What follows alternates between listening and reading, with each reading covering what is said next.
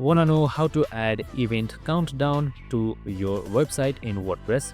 Well, no worries. In this video, I'm going to show you an easy step-by-step guide on how you can do it.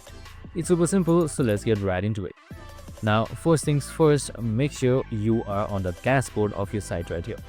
Now, once you're under WordPress.com and then on the WP admin, just simply hit towards pages or post, any one of these two. The choice is yours.